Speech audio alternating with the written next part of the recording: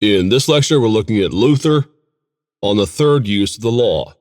Now, this is one of those lectures that students often misunderstand based on the title, or when they come to it, they wonder just what we're talking about here, because it would seem, at face value, that either these issues of the law are more modern concepts, more modern debates over covenantal theology versus dispensational theology. That's misstep one. The other is a fundamental confusion that happens amongst sort of popular level understandings of the Reformation when it comes to the role of the law in the Christian life. It wouldn't take you very much, in fact, it would just take a Google search, for you to find all kinds of evangelicals, even in the last couple of years, over the subject of the law in the Christian life. Repeatedly, you have one group that accuses one side of being antinomian. That is to say, they accuse the other side of being anti-law. And these tend to be the folks that are concerned about loose living and people that have cheap grace. They look on one side and people that are preaching this radical gospel of justification in a more Lutheran vein, though often beyond what Luther ever would have said. These folks on this side tend to look on the other side and say, you are opposed to the law. Well, from the other side, you often hear claims that these people who talk about law and obedience and these kinds of things are just a bunch of Pharisees.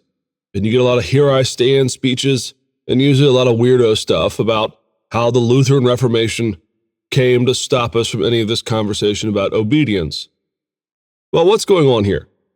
Believe it or not, this type of debate, and it happens across denominations and it happens all the time, frankly, and it's only really increasing now that the internet age has made it easier to communicate with people. These types of squabbles really have become easier to spot, and people never cease to get in fights about this. Well, what's at stake here? What is the issue? Well, the issue is, too often what happens is people are unaware of the categories that are at stake, or the categories that are in play, when we're talking about the issues of the law and the Reformation and its understanding of justification. Here's the thing. There are classically three uses of the law. Now, I'm going to go ahead and head you off at the pass here. These three issues of the law are not ceremonial, moral, etc.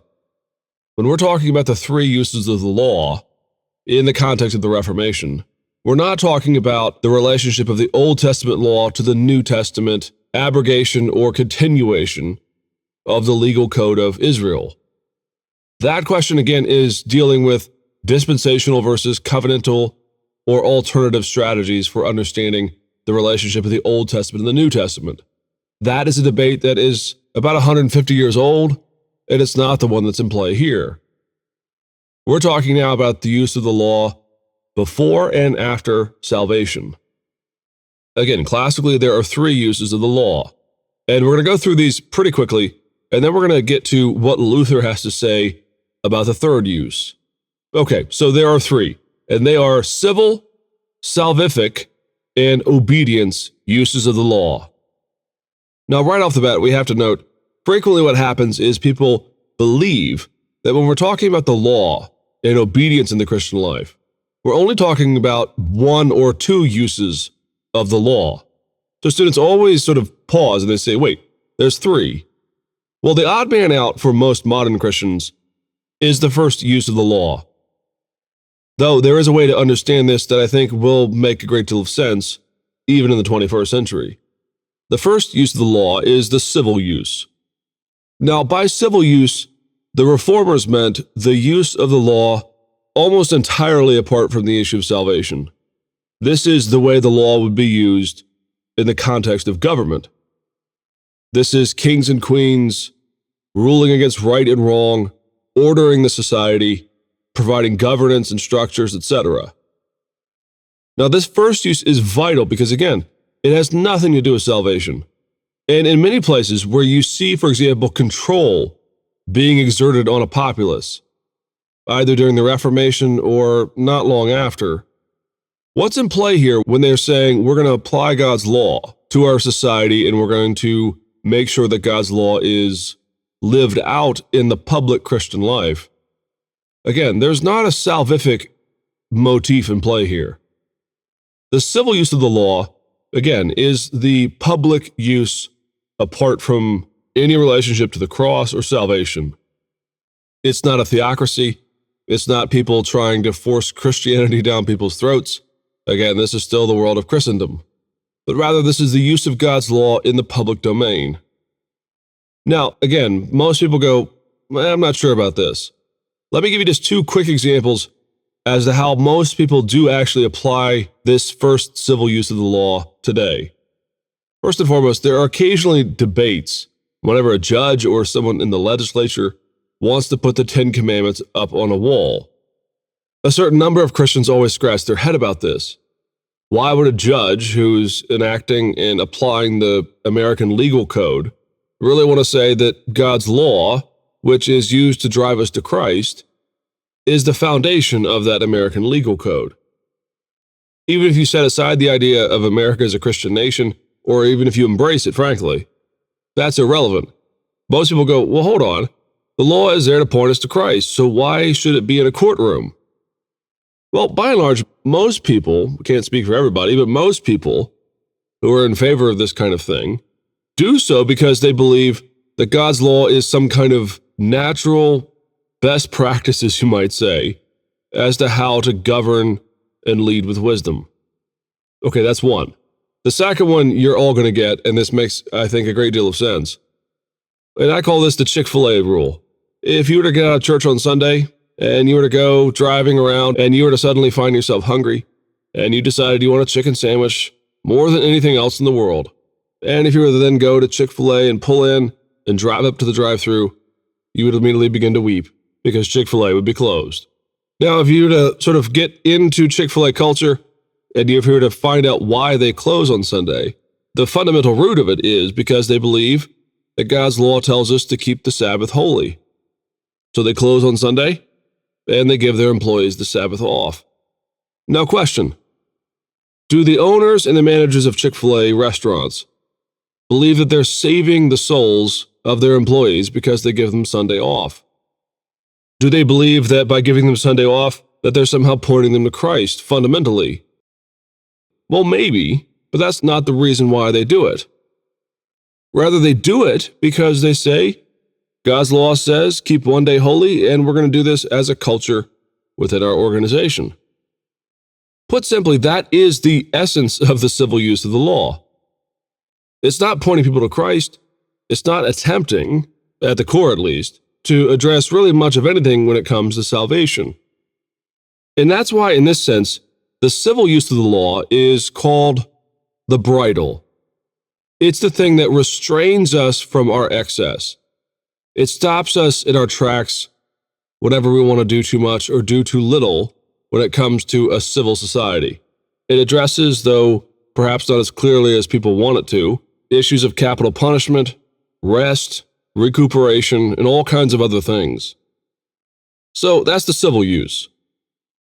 Okay, here's the thing. Every reformer embraces the civil use of the law.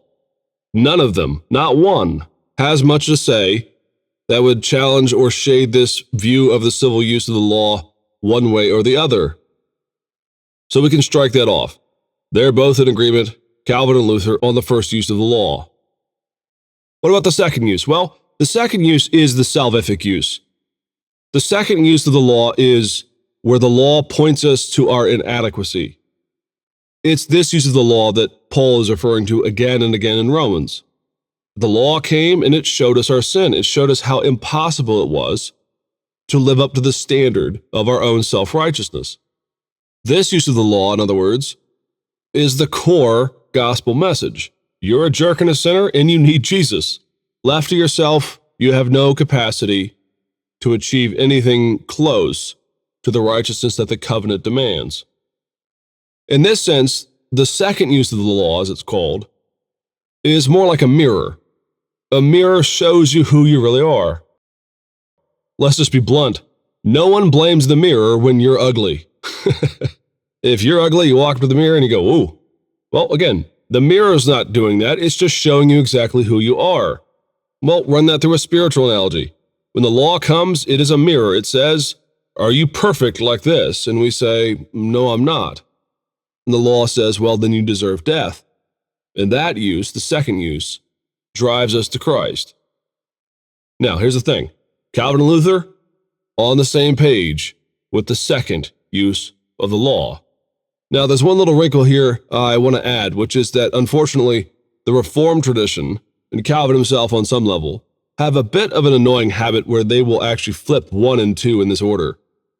So in the Reformed tradition, very often, the first use of the law is the salvific, and the second use is the civil. And it's really tomato. The Reformed tradition does this because they say, well, the law really is there primarily for the salvific, so let's go ahead and put it up there at number 1. But nonetheless, this is just the issue of how we number them. It's not as if this numbering comes from the scriptures itself. Okay, so we've gone through 2 uses of the law, and now here we are to the third use. The third use is, as I've loosely called it here, the use for obedience. The analogy that's often used here we should start with, and that is the obedience use, using the law as a tool for the Christian life, is like a flashlight. In this case, the law shines a lamp onto the path in front of us. This use, in other words, comes as a result of salvation. Once the sting of the law is gone, once we no longer fear condemnation or judgment, suddenly we sit back and say, now that I am a child of the King, well, this law here is something beautiful. I can approach it as my Father's law. I can approach it as a good thing. Now that I'm wrapped in the righteousness of Christ, the law no longer terrifies me. Well, here's the thing. This third use, this is the key one, because on this, Luther and Calvin disagree. And this lecture is about Luther, so we're going to focus here. Luther is entirely opposed, not necessarily in name, because these categories were not quite formed by the time Luther died in 1546. But Luther, the brunt of his theology says that the law never ceases to be a terror to us. Now remember, again, just as we looked at with Luther on justification, back and forth, the Lutheran model of preaching and of the Christian life is that we apply law and gospel repeatedly. That is to say, in Luther's theology, the very core of it is that the law, when it comes, always terrifies. It doesn't matter how long you've been a Christian. The law will always come and hold up a mirror and say, you are imperfect. And every time we hear that, Luther says, no matter how much we hide it, no matter how much we think we've gotten beyond it, the sting is still there. Therefore, the second use of the law for Luther is the biggest use, and it is the only way to use the law. Trying to use the law as a flashlight, as a guide for the Christian life.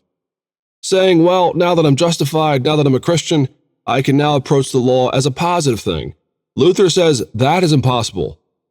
Now, Luther doesn't say it's impossible because the law is evil or that it's bad.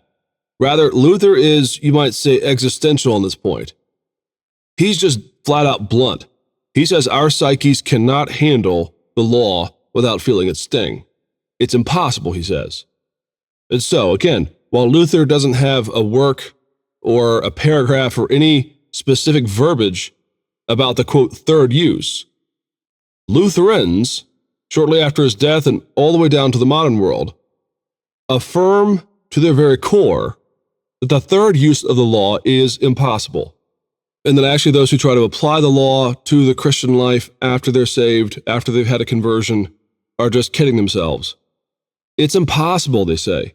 You can't live up to this. It always is going to sting you. Now, what does that mean practically? Well, it means that in the Lutheran homiletical tradition, you're not going to have law, gospel, and then a third point of, now therefore go and do blank. Or, okay, here's the gospel. Now let me tell you how you ought to get on about X, Y, or Z in the Christian life. People who are Lutheran who take this very seriously, this idea of the third use of the law, get very sniffy at times, get very concerned about things like accountability groups, or any language of obedience, any language of sanctification, as we saw in our lectures on justification. For Luther, again, it's justification through law gospel. Any attempt to use God's law as a light or a lamp unto our feet, as something that we can then use in a positive sense, fundamentally denies what the law is there to do.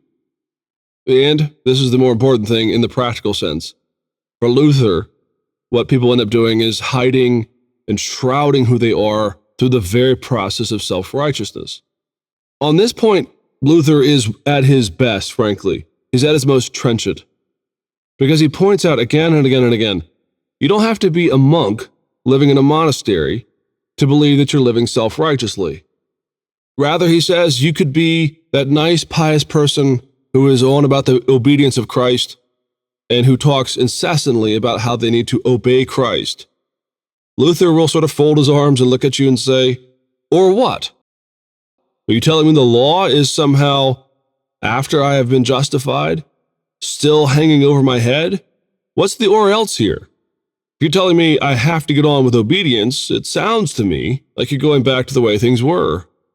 No, for Luther, second use of the law is the only use in terms of the Christian life and in terms of the liturgy and the preaching. There is no use for Luther. There is no help. There is no practical wisdom.